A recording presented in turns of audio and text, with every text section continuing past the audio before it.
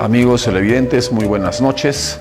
Buenas noches a todos quienes siguen Televisión Universitaria y en particular nuestro programa Diálogos. Diálogos es un programa producido por el Instituto de Estudios de las Culturas Andinas y que lo que busca es generar una reflexión crítica sobre los asuntos vinculados a pueblos originarios, la interculturalidad, la decolonialidad. El día de hoy vamos a desarrollar un tema, como siempre, ¿no? Nuestros temas vinculados a pueblos originarios, a interculturalidad, y el tema es de señas y señaleros. Y vamos un poco a conocer, ¿no?, de qué trata esta expresión señas y señaleros.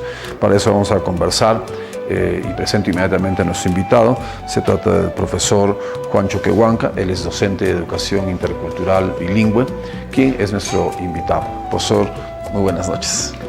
Es un gusto estar en este programa de diálogos de IDECA y creo que es una oportunidad muy importante para poder compartir aquello que es propio de nuestra cultura, propio de nuestras vivencias y aquello en el que convivimos cotidianamente. Así es. Y bueno, y como es una práctica en nuestro programa, nuestro equipo de producción siempre prepara un video de algunas entrevistas, ¿no?, un collage de entrevistas, y así es que lo invito, profesor, para que veamos estas entrevistas que se han elaborado. Vamos con las entrevistas. Indicadores que son de la naturaleza, indicadores de los animales, indicadores incluso de las personas y en los sueños. En el mundo andino, nuestros padres tienen mucha relación con todo lo que es la naturaleza. Para cualquier actividad que ellos desarrollan, ya sea agrícola o ganadera, siempre toman en cuenta las actitudes, en este caso de los animales, y también de las plantas. Tenemos, por ejemplo, la carigua, la maicha, que se le llama también. Entonces, las flores de estos nosotros vamos a observar en la carretera. Ya en el mes de agosto, en el mes de septiembre, ya han debido de florecer. Pero ¿cómo deben ser las flores?, ¿no? Las flores son más amarillas y más grandes, haya un buen año. Pero si las flores son pequeñas y no son tan coloridas, no son tan amarillas, va a ser mal año. Si alguien va a morir, si alguien va a enfermarse, en las noches tenemos un ave, cual es la lechuza, el búho, el zorrino, a través de una serie de actividades. Por ejemplo, a través de su canto en la noche, nos dan un mensaje. No nos avisa que alguien va a morir o alguien se va a enfermar. Entonces nosotros tenemos que cuidar nuestra salud, no solamente de la persona, sino de toda la familia o de toda la comunidad. Sin necesidad de una tecnología muy cara, las y los campesinos han predecido lluvias, sequías, ¿no?, heladas, observando los elementos de la naturaleza. Yo le cuento una experiencia en aquellos años, cuando en el distrito de Mañazo, el Ejeleje pues puso sus huevos en la torre. Entonces la gente decía, ¿qué va a pasar, no? ¿Va a haber algo de lluvias o qué va a pasar, no? Y justo ese año hubo una lluvia, en 30 minutos se inundó todo el pueblo, la mitad del pueblo, porque vino una lluvia tremenda, ¿no? Y eso era el indicador. La noción de indicador es parte porque un elemento vivo te puede señalar algo que va a suceder, que posiblemente suceda. Y eso parte porque tú consideras que puedes dialogar con ese elemento vivo. Si tú consideras que ese elemento es inerte o que no es importante o no lo conoces simplemente, por ejemplo, no conoces los insectos que viven en tu hábitat, no conoces las aves y los animales, no conoces dónde se reproducen, no los observas, incluso no les tienes cariño, no vas a poder conocer sus comportamientos y no vas a poder a través de ellos decir, mira, esta avecita, por ejemplo, ha ocultado sus huevos, por lo tanto va a haber lluvia o no va a haber lluvia. Los pueblos originarios tienen mucho conocimiento sin sistematizar en bioindicadores porque han hecho eso por miles de años. Observar, cuidar, mirar, proteger. Y que podrían aprovecharse estos bioindicadores en diálogo con las tecnologías actuales para predecir eventos de cambio climático. Entonces, creo que es importante que como política pública sistematicemos esos conocimientos, los valoremos como conocimientos y nos pongamos a aprender eso en las universidades. Bien, acabamos de ver y escuchar un conjunto de entrevistas que dan pie a la conversación que vamos a tener el día de hoy sobre señas y señaleros, ¿no? Y cómo la naturaleza, a través de las plantas, los animales, los eventos atmosféricos, nos están comunicando siempre algo, ¿no? Como algunos de los entrevistados decían, ¿no? Hay indicadores, ¿no? Como mensajes, profesor Juan, a ver, quizás un poquito para que, claro, ha habido a estas horas entrevistas ahí, un poco hacer una introducción, ¿no? ¿En qué consiste esta suerte de, no sé qué decirle, quizás comunicación que la naturaleza tiene con otro elemento de la naturaleza que somos nosotros, ¿no? Claro. A ver, mira, hemos observado a Eulalia, a Equicio, a Ernesto, a Diana, ¿no? Que han dado sus puntos de vista desde distintas ópticas y lo que son señas, señaleros, uno por la lechuza, el otro por las flores, la carigua, el otro el tipo de insectos que hay en el lugar. Claro. Y también, o sea, donde pone el lugar donde va a poner el ave va a ser su nido y ahí va. Entonces, todo esto es que el mundo, nuestro mundo andino, ese es el diálogo hombre-naturaleza.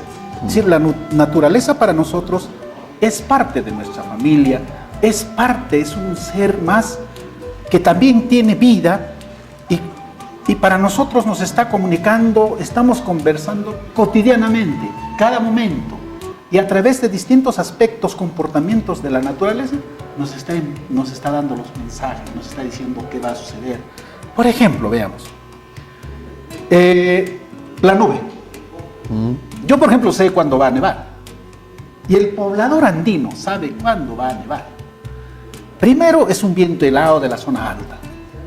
Las nubes siempre están ya separadas como algodoncitos en el firmamento. Así es. Eso es seña de que va a llover, va a nevar hoy o en el lapso de los subsiguientes días. Clarísimo. En la tarde sentimos un viento frío, porque hay tipos de vientos también.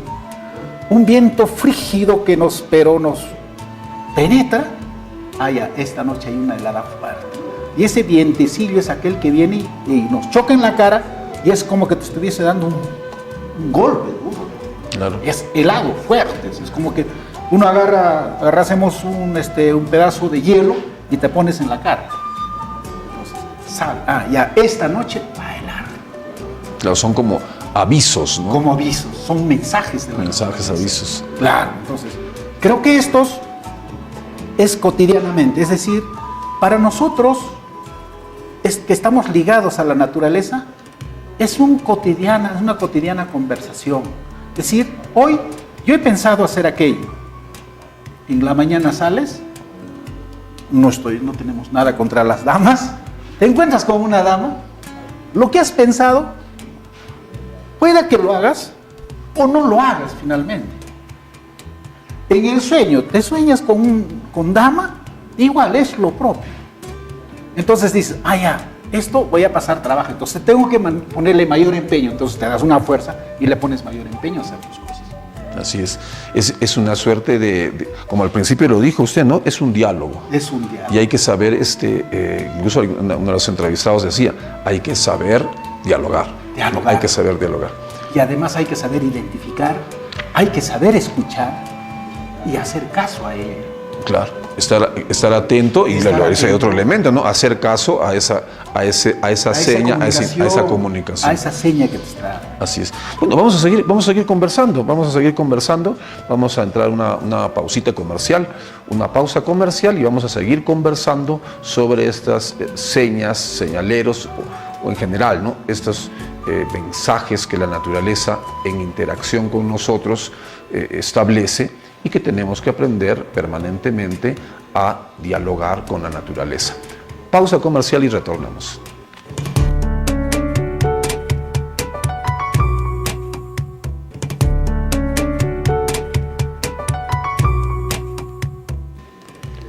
y estamos conversando sobre las señas y los señaleros que la naturaleza, a través de las plantas, los animales, establecen con los seres humanos, ¿no?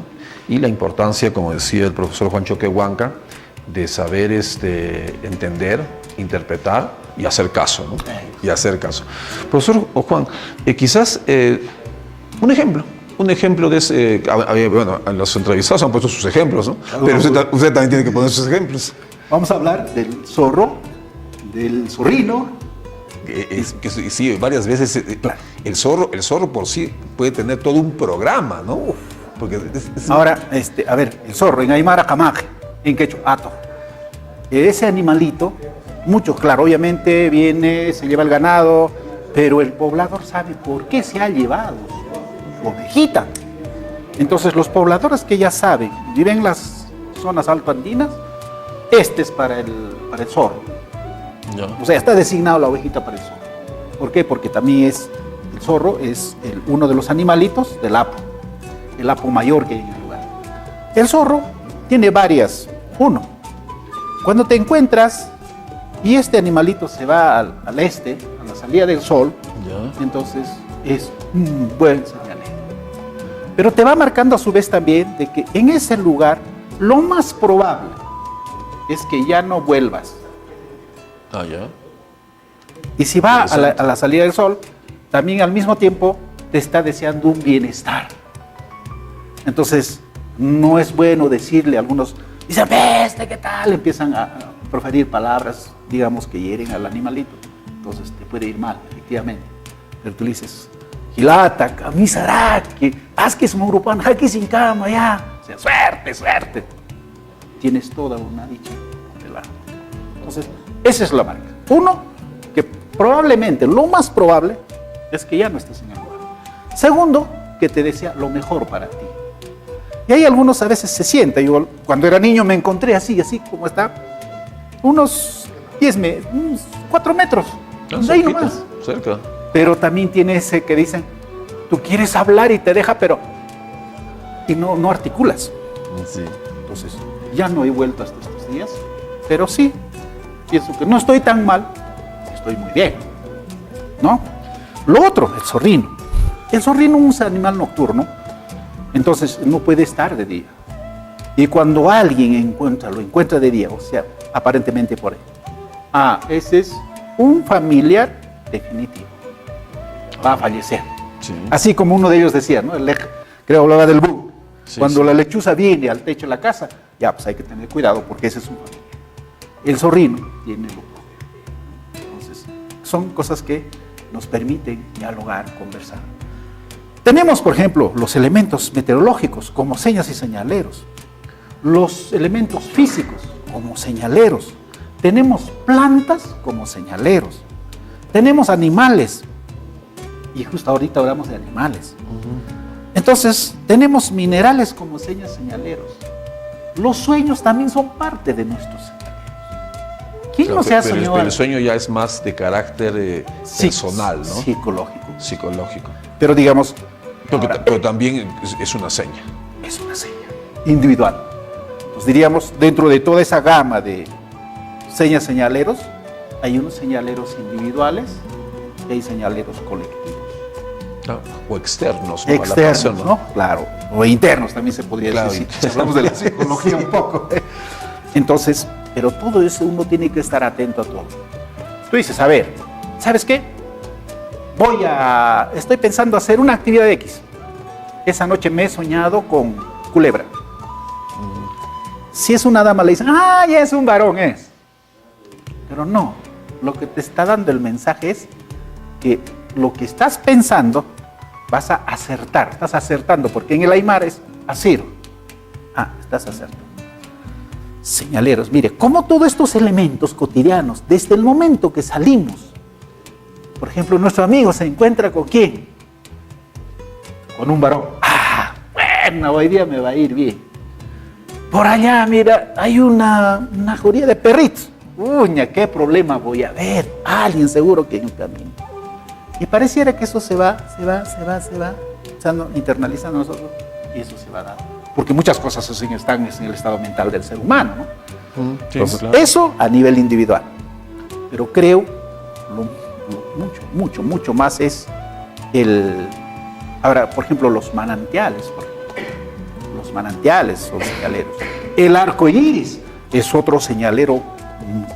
Digamos, llueve de día y de pronto se despeja, pero allí, donde está generalmente en las tardes, se forma el arco iris. Así es. A veces una sola, a veces superpuestas, hasta 3. Sí. ¿Qué está indicando? Que ya no va a llover. Claro. Ya no va a llover. ¿Qué otro elemento señalero que indica que ya no va a llover? Hay un animalito, en Aymara le llaman pancataya, color marroncito, empiezan a llegar en cantidad. ¿Qué ha pasado? Es que ya no va a llover. La lluvia se va a ir. Estás en casa, estás con la familia conversando en la noche. Estamos ahí de repente disfrutando nuestra cena. Y de pronto se aparecen unos animalitos, unas tipo moscas, pero mucho más larguitos, que tienen forma de ataúd. En el Aymara, ¿no? Tabla. Entonces, ¿qué es eso? Ese es ataúd, efectivamente. Y se empiezan a llegar. Eso es señal también de que un familiar nuestro se va a quedar. Entonces, tenemos todos estos. ¿Cómo nosotros no vamos sabiendo leer esto, nos vamos a ir conduciendo adecuadamente? Claro, y aparte lo que me hace un poco, escuchándolo con atención, uno piensa de que en la naturaleza todo está conectado, todo está relacionado. Entonces no hay, digamos, circunstancias o hechos aislados que no tienen relación. Todo está como tejido y hilvanado de tal manera de que aparecen los mensajes, aparecen las señas. Si uno se pone a pensar un poco de manera un poco natural, es propio, ¿no? Es propio de que sea así, porque la naturaleza está comunicando eventos posteriores, ¿no? Que van a ir sucediendo, ¿no? Entonces, en realidad, un poco uno se pone a pensar en esta visión, en esta forma de nuestro pensamiento andino que es totalizador, ¿no? Y se interconecta, y en esa interconexión ahí aparecen estas señas, ¿no? Entonces, la seña que anuncia, ¿no? Que están anunciando, avisando al ser humano, ¿no? Claro, los distintos hechos y acontecimientos que se van a ir suscitando alrededor nuestro en relación con la naturaleza, nuestro comportamiento individual y colectivo. Así es. Bien, ha sido muy gratificante conversar con el profesor Juan Choquehuanca. Hemos hablado de las señas y los señaleros, un poco propiciando, promoviendo, estimulando la importancia de este diálogo que tiene que haber entre el ser humano y la naturaleza en el marco de una valoración de nuestra cultura andina, de nuestra cultura ancestral. Y eso no significa tener una visión hacia el pasado, ¿no? También es importante aclarar, sino es una visión hacia el futuro, una visión hacia un horizonte de futuro en la cual el ser humano dialogue con la naturaleza. Y como dijo el profesor Juan, yo me quedo con esa parte, no solamente es dialogar, sino también hay que hacer caso, ¿no? Así es. Hay que hacer caso, porque uno puede decir, está diciendo tal cosa, pero no, uno tiene que ser, esos anuncios los debe respetar. Respetar. Sí. Muy bien, muchísimas gracias al profesor Juan Choquehuanca, que hemos conversado en este primer bloque sobre señas y señaleros, y luego de la pausa comercial vamos a tener una conversación muy interesante con un renombrado intelectual peruano que ha llegado por la Feria del Libro. Se trata del sociólogo, historiador, ensayista, periodista, en realidad un hombre vinculado al saber, como es Hugo Neira Samanés. Luego de la pausa estaremos con él.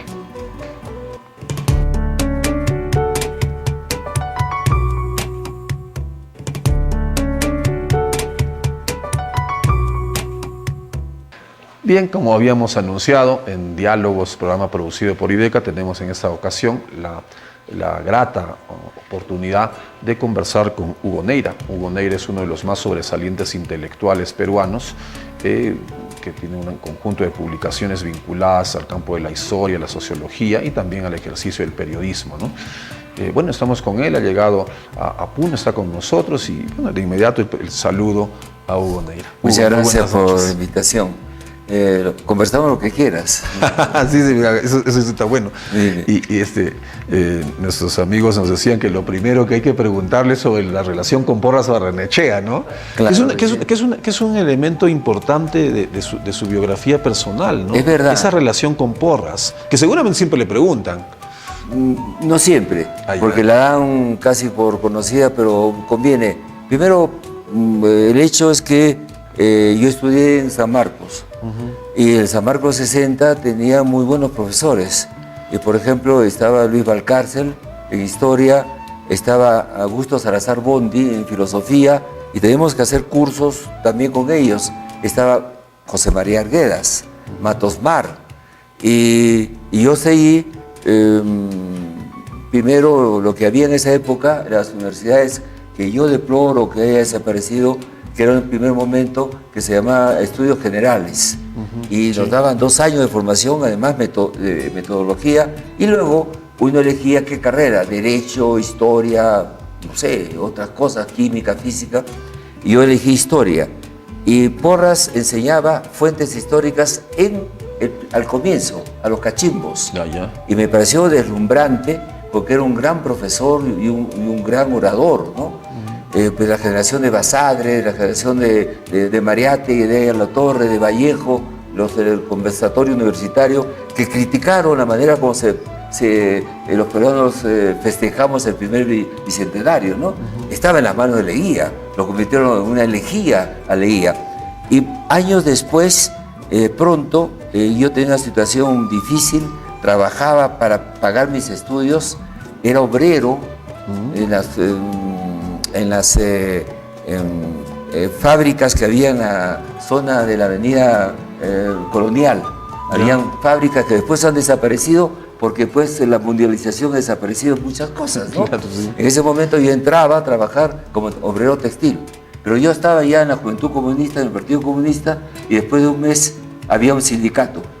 Entonces se dieron cuenta al tercer sindicato que había un joven blanco de San Marcos que misteriosamente cada vez que estaba un tiempo trabajando aparecía un sindicato. Estaba quemado para todo esto. No tenía otras chambas. El partido me dijo, Hugo, tienes que salirte porque ya no puedes hacer eso. Estaba muy mal económicamente, vivía en un callejón cerca todavía de la Plaza Bolognesi, que queda igualito, hay cosas que no han cambiado.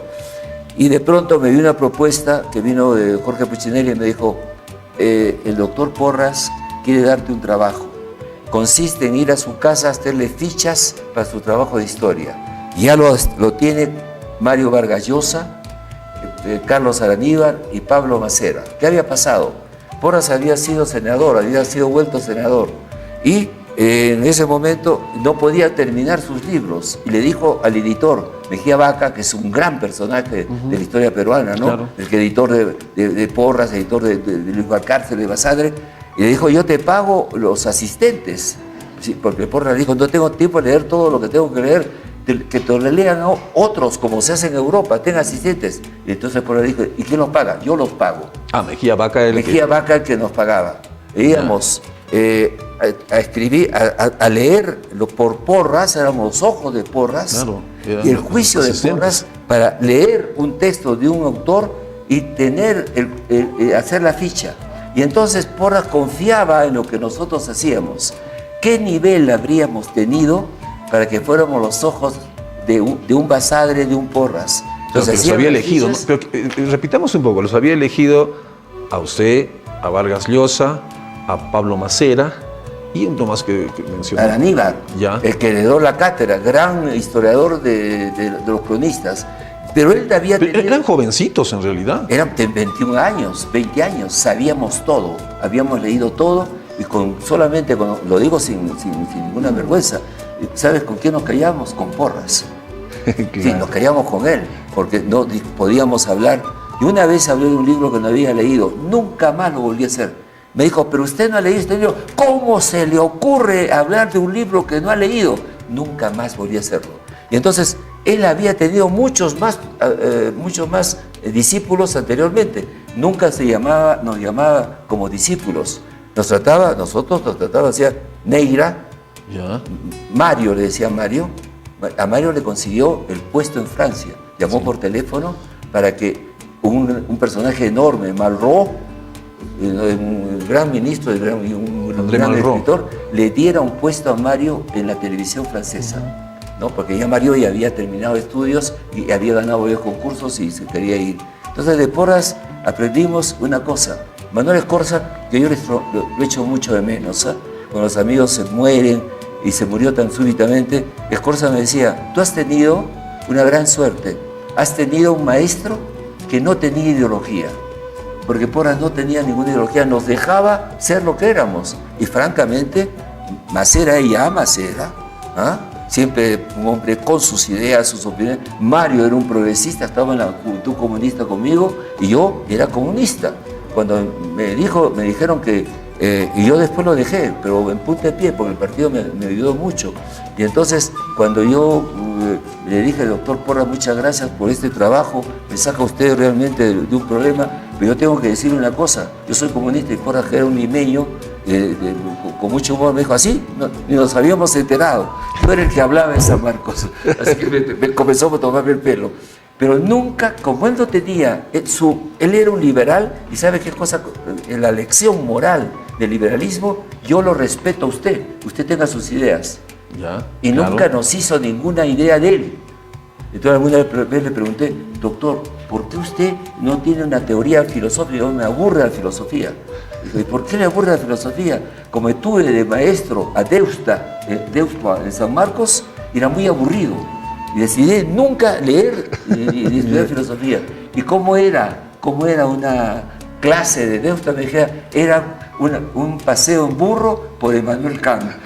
Entonces, ¿qué tal comparación? Era muy generoso con nosotros, nos respetaba, lo respetábamos y nos preguntaba cosas. Un día nos dijo, muy serio, vino ayer a Torre.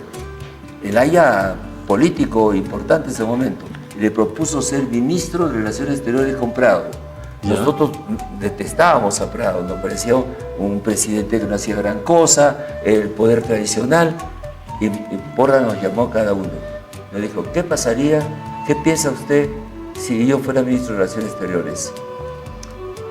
Le dije, doctor, pierde usted toda la simpatía que le tiene a la juventud, que es usted un hombre difícil, complicado, independiente, pero no me parece. Bueno, me dijo, es una opinión. Vinieron cada uno de nosotros.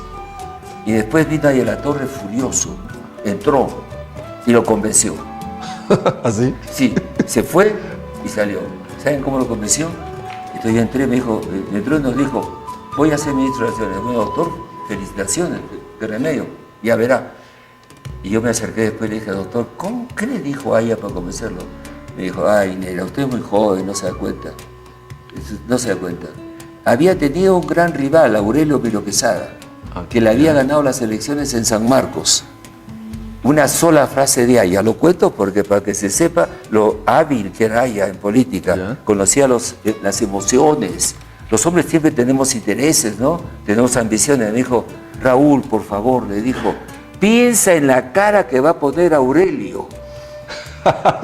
Y Porras pensó en la casa de Aurelio y aceptó ser ministro de Relaciones Exteriores. Fue suficiente, digamos, cuestión psicológica, ¿no? De cómo el rival, claro, la cara que pondría, ¿no? El Comercio sacó 2 líneas, no dijo nada, ninguna portada, furioso Aurelio. ¿Cómo? Entonces, bueno, es un poco eso, ¿no? Así que aprendí ahí métodos de trabajo, lectura, aprender a ver cómo trabajaba Porras. Y Porras nos dictaba. Araníbar, había máquina de escribir, pues no había todavía las computadoras. Escribía Araníbar, cuando ya no podía más, venía Neira, se sentaba y seguía, y Porras dictaba.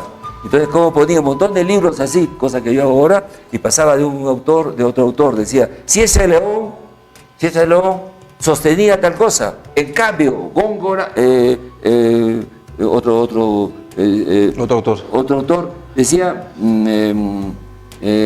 sostenía tal cosa, tal otra, pero este estaba inspirado por las opiniones de la corona. Si ese había hablado con los tipo Camayao, página 44. Entonces yo decía, es así, se coteja textos, y luego cuando escribía borraba, y yo me llevaba los originales para ver por qué diablo borraba. Ya. Porque en un lado borraba frases que estaban demasiado largas y en otras acá faltaba y le ponía cosas. Y aprendí a escribir. Las tuve durante años en unos cuadritos, ¿no es cierto? Para obtenerlo. Claro, de modelo, de ejemplo, sí, digamos. Pero los perdí en uno de esos divorcios. Bueno, vamos a seguir conversando. Y esta primera parte ha sido un poco esa relación que Hugo Neira tuvo con Porras, y creo que detrás de la entrevista hay esa forma de trabajo, ¿no? Esa forma de trabajo que se aprendió y que muchos añoramos, ¿no? Ese estilo total de producir, de hacer la producción intelectual en realidad. Hacemos una pausa comercial y luego vamos a conversar ya de temas más políticos con Hugo Neira. Muy bien.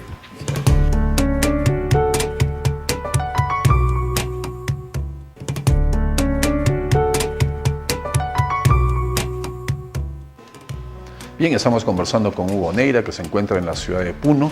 Y bueno, en la primera parte hemos sido un interesante recuerdo y anécdota de la relación que tuvo con nuestro gran historiador Porras Barrenechea. Y en esta segunda parte ya entremos, don Hugo, a la parte más política, más de la realidad nuestra. Muy bien. A ver, en pocas palabras, ¿cómo ve a PPK?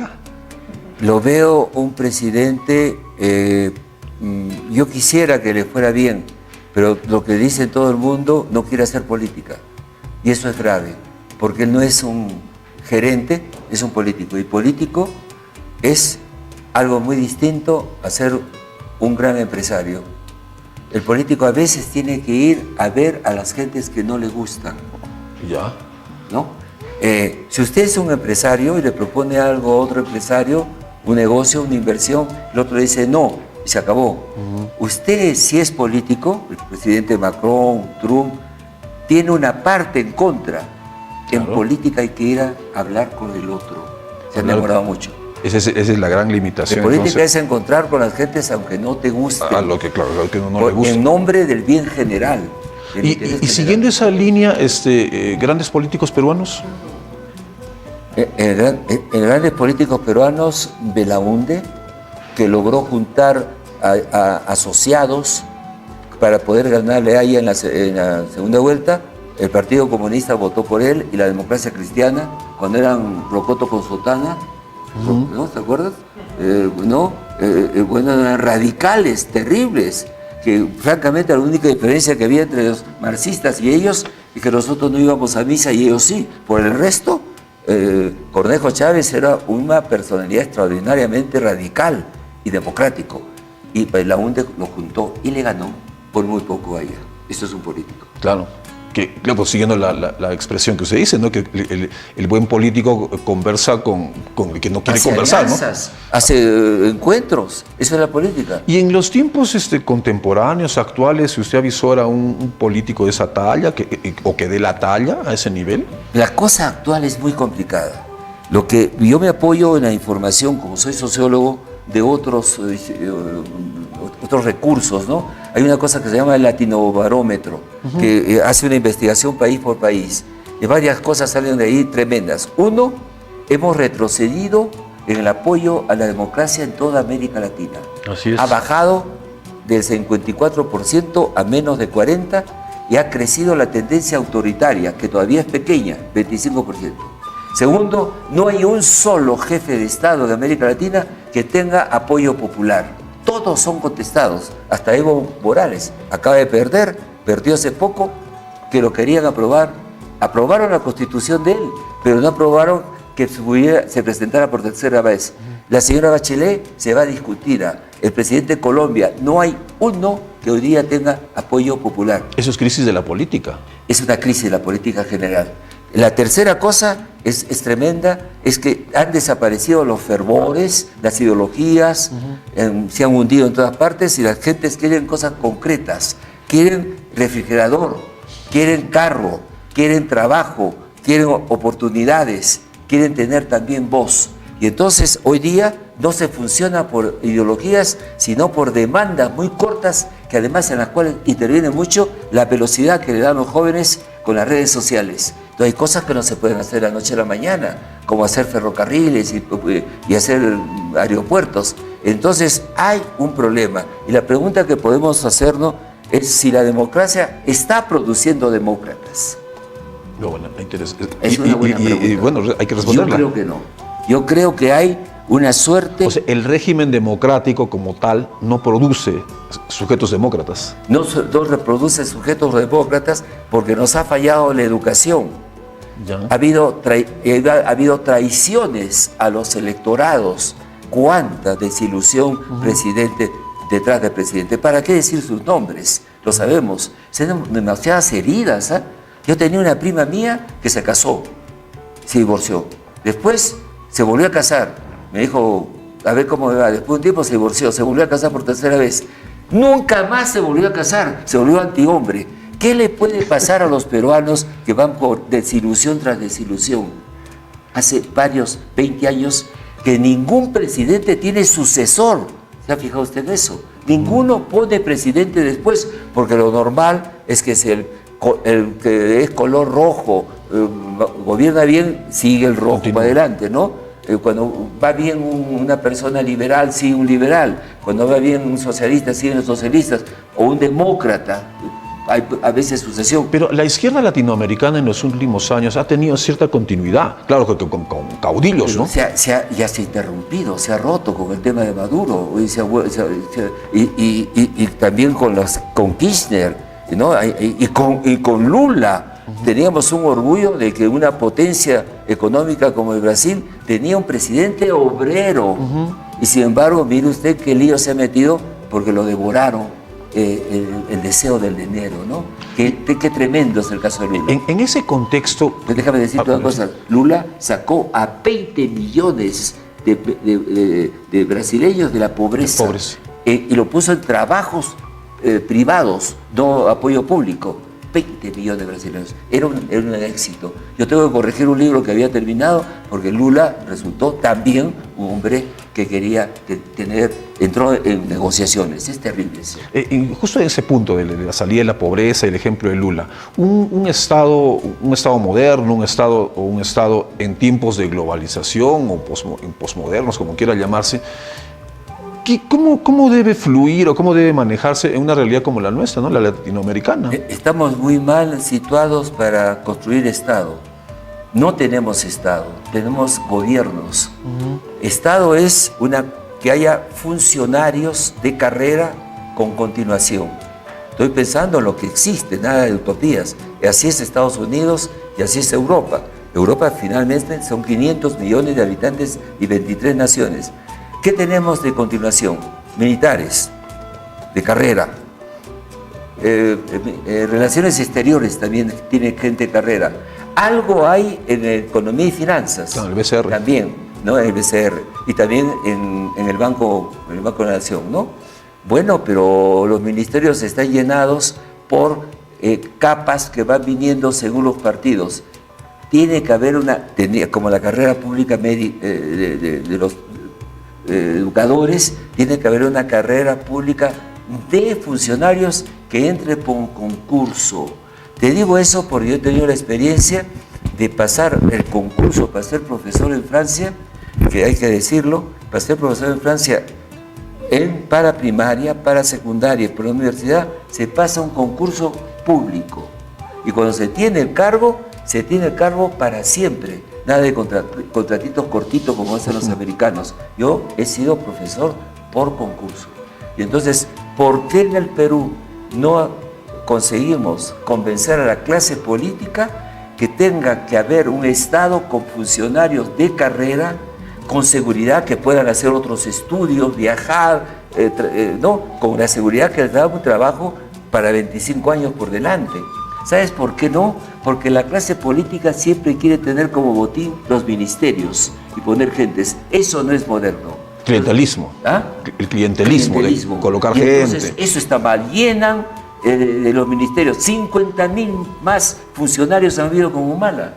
Entonces, eso no es mejorar las cosas. Entonces, no tenemos Estado, no estamos construyendo la nación. Necesita una nación, pero la nación necesita que haya otras cosas. Por ejemplo, medios de transporte. para que la gente se conozca. ¿Cuántos peruanos no conocen Machu Picchu, por ejemplo? No, cosas así. Y educación, buena educación para todos. Entonces, hay una situación que en el Perú, a pesar de todo eso, para no ponernos depresivos, está surgiendo una sociedad nueva. Hay en el Perú una cosa extraña, una sociedad civil activa que chambea, con una tradición del trabajo, que es una de las buenas cosas que tenemos. Créeme, yo conozco una serie de sociedades. El mejor mérito que tenemos los peruanos somos chamberos. Ahora, somos impuntuales, desconfiamos del Estado, no pagamos impuestos, damos muy pocos impuestos. 16% de la población paga impuestos. Y los marginales, los informales, y hay ricos, podrían pagar impuestos. Con impuestos se pagan mejores policías, mejores profesores, mejores médicos. Entonces, hay una situación en que el Estado o el gobierno va por un lado y las élites políticas también, y la sociedad peruana se mueve por su cuenta. En la gran mayoría de los casos ya no cuenta con el Estado, va peleando el día a día, el trabajo, cuentan con sus propias, están empoderados, tienen sus empresas y salen adelante con un individualismo muy fuerte. Esas nuevas capas, esos nuevos peruanos que usted avisora de manera chambera, fuerte, ya existen. Supongo que ahí está el secreto del futuro. Ahí está el secreto y la realidad, son realistas. Eso es, fíjate los cambios que hay en el Perú. El Perú es un país urbano en este momento. ¿No? Somos más población urbana. Y la población urbana se mueve más que la rural. Y segundo, es un país de jóvenes. Otro elemento que también produce una dinámica. Hay una dinámica popular que cuestiona las caras que conoce políticas porque quiere caras nuevas, quiere proyectos inmediatos, quieren cosas concretas. ¿Por qué? Porque ellos son muy concretos y son muy realistas y muy pragmáticos. Entonces, cuando aparece una clase política que deja de soñar y es tan pragmática como el pueblo, no lo conoce. ¿Sabes por qué? Porque este pueblo está girando y cambiando enormemente. Acá esperan algunos una revolución. ¿Sabes una cosa? Las revoluciones no se anuncian, ya existen, no son armadas. La primera revolución ha sido la migración. La segunda revolución fue cuando Velasco desapareció una capa de terratenientes y los campesinos tienen tierras. Claro. La tercera revolución, cuando han invadido Lima y han creado una cultura propia, la cultura chicha. Entonces pensaban mucho que los peruanos tenían una opción entre ser cholo o ser blanco. No son ninguna de las dos cosas. El cholo peruano andino en Lima ha cambiado y ha inventado su música, su arte, su cocina y sus costumbres. Y no ha seguido a la cultura de la jerarquía limeña. No tomaron el vals como una música, ni tampoco prolongaron el huayno. ¿Qué inventaron? La chicha. Entonces la cultura chicha, la cumbia es peruana. Una cultura primero cultural y después será política. ¿Y qué les pasa? Han perdido la inhibición. No les importa el qué dirán.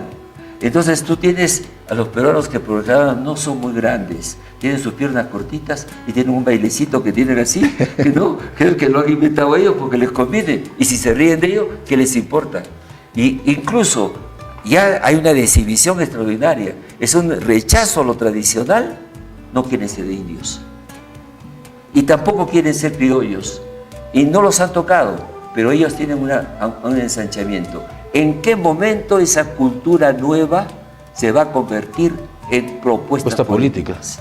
Bueno, y eso tiene miedo arriba. Las clases que amigos míos que no me gusta utilizar el término dicen la mancha blanca. Entonces cuando gobiernas con el presidente, con 4 amigos, Dios mío, no estás entendiendo qué está pasando en el Perú.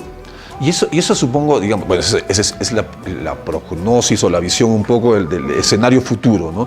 No es inmediato. Pero lo que falta es lo que se ha dicho, que falta las calentitas, cómo bailan, no les importa mucho si yo bailo o no.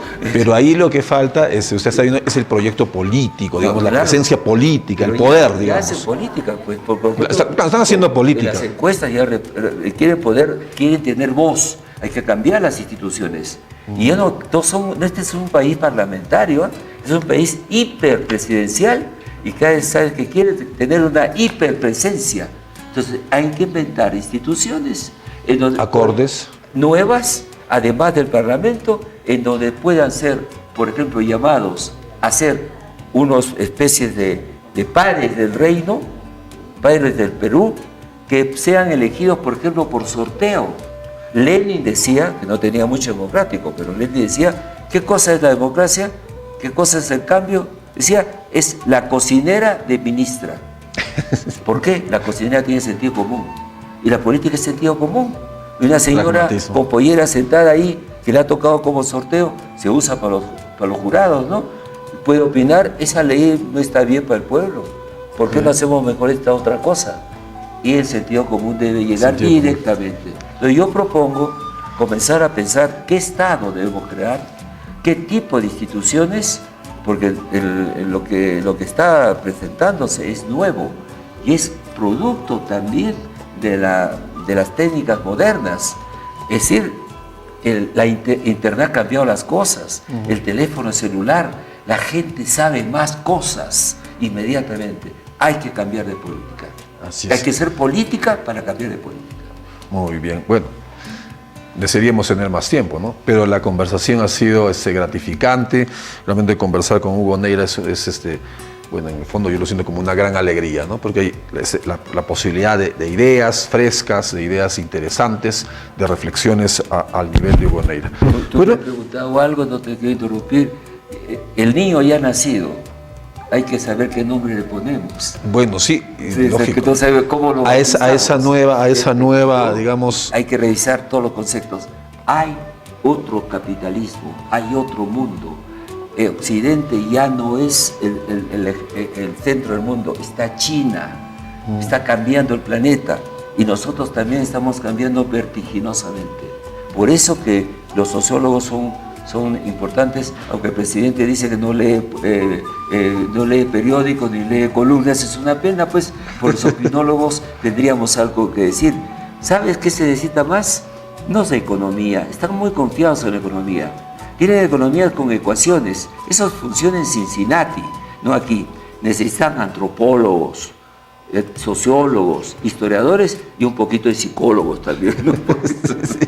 Bueno, muchísimas gracias a Hugo Neira. Bueno, el tiempo se nos ha ido y simplemente para la parte final indicar que mañana Hugo Neira va a estar en Juliaca a las 12 del mediodía en la Universidad Nacional de Juliaca y a las 5 de la tarde en la Universidad Andina, también en Juliaca. En Puno va a estar el jueves en el Colegio de Abogados a las 7 de la noche y el viernes en el Cultural Peruano Norteamericano también a las 7 de la noche, no. Luego, ¿no? Luego de el viernes me estoy confundiendo. El jueves en el Colegio de Abogados a las 7 de la noche y el viernes en el Cultural Peruano Norteamericano a las 7 de la noche. Estoy muy agradecido, yo no soy político, hablo como universitario, pero hablo libremente.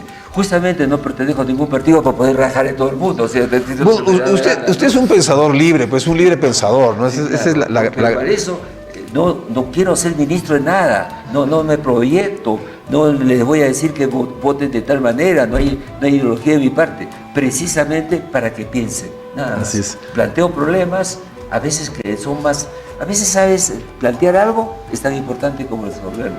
Muchas cosas son mi perplejidad, mi sorpresa, nada más. Pero no tengo ninguna proyección personal. No pretendo ser lo que soy. Pero mi reflexión personal, esa es la grandeza de un libre pensador, pues, ¿no? Es un faro, ¿no? Así es. Es un faro y cuando ya se mete en política ya deja de alguna manera de ser faro. Tienes que ser sesgado, atender tu partido. Yo soy un universitario, un profesor, autor de libros y nada más. Así es. Bien, muchísimas gracias a Hugo Neira y bueno, ya llegamos a la parte final y simplemente mencionar que en la programación de IDECA, los días 16 y 17 de agosto se desarrollará el Congreso de APRON en la ciudad de Yabiri y tenemos siempre la apertura al diplomado de posgrado en semipresencial en Pensamiento Andino y Feminismo decolonial. El cronograma de inscripciones y todos los detalles en idecaperú.org. Bueno, de esa manera llegamos al punto final y muchas gracias a TV1 que nos ha permitido extendernos un poquito más. Hasta el próximo martes.